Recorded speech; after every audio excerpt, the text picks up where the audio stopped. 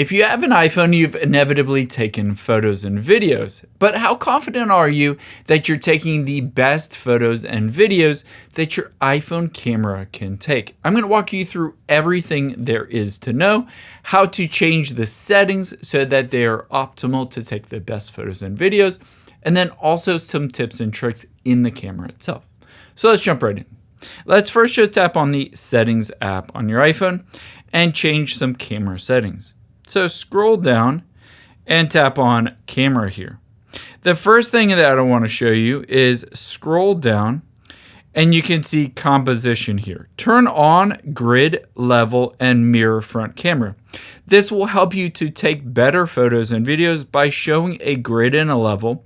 And when you're taking a selfie video or a selfie photo, mirroring the front camera will look as if you look in a mirror. I would also recommend turning off View Outside Frame because turning this off will show you exactly what the photo will look like after you've taken it. The next thing I would recommend doing is turning on Scan QR codes and Show Detected Text. This will allow you to use the camera app to scan a QR code at a restaurant, essentially to be able to pull up the menu using that QR code directly in the camera. But I would also recommend, as you scroll down, to turn off a couple things as well. For instance, turn off Prioritize Faster Shooting. This will reduce the quality of the image to prioritize faster shutter speed. However, if you're taking photos of a fast-moving object, you might want to consider turning that on. And then I would also turn off lens correction. It says lens correction distortion on the front and ultra cameras are fixed by turning that on, but essentially these are only fixed by cropping the image. And we want to see the full resolution image without cropping it and to crop it ourselves if we choose to do so. The next thing I would recommend doing is scrolling up from here and tapping on Preserve Settings. Now, essentially what this means is if you change some settings in the camera app itself, do we want these to stick or do we want them just to revert back to the default every time we close the app? I would recommend turning everything on except exposure adjustment, night mode, and action mode. All three of those will change regularly depending on where you're taking the photo, how light it is or dark it is, etc. The next thing I would recommend doing is tapping the back arrow and scrolling up to Photographic Styles. On here, you can see your iPhone can take different photographic styles. Usually it's set to standard by default, but you can swipe through these and choose a different photographic style if you wanted a different one. And of course, you can always choose to customize it if you wanted to customize the look and feel of it just by moving your finger around on this grid here or turning the intensity up or down. Depending on what you prefer, you can choose a photographic style that you like. Now, let's hop out of here, and I'm going to show you some cool things in the camera app itself. So swipe down from the top right and tap on the camera.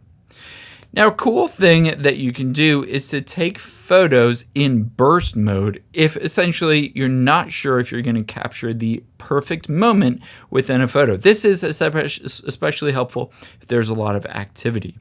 So to take a photo in burst, you're going to, instead of just tapping the photo icon or the camera shutter, you're going to swipe to the left and you can see this number changing.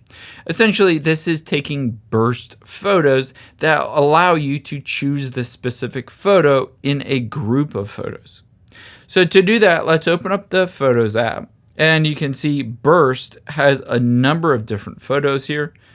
And I can tap on Burst at the top left.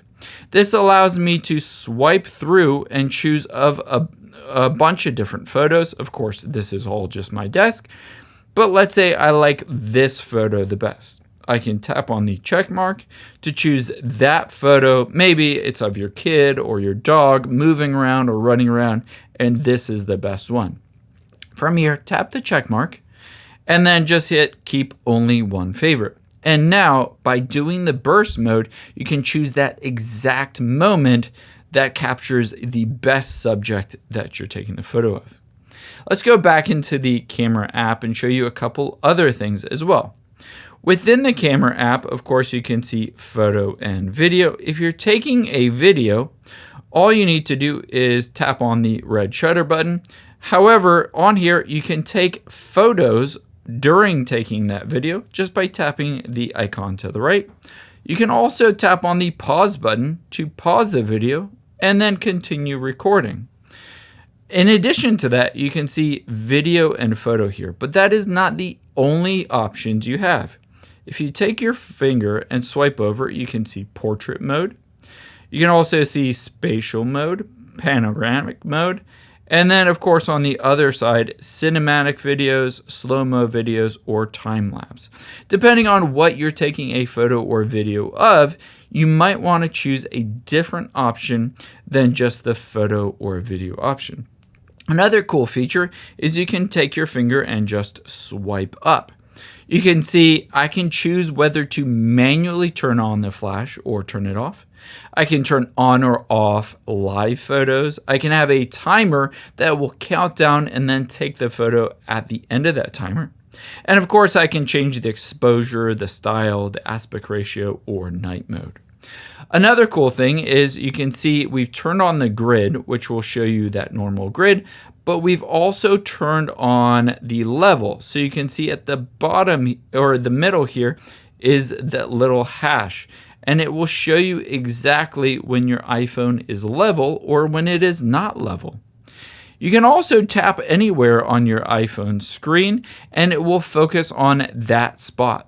After you've done that, you can take your finger and swipe down to turn down the exposure, or swipe up to turn up the exposure, essentially making the photo brighter or darker and focusing on a specific subject if your iPhone isn't doing that automatically.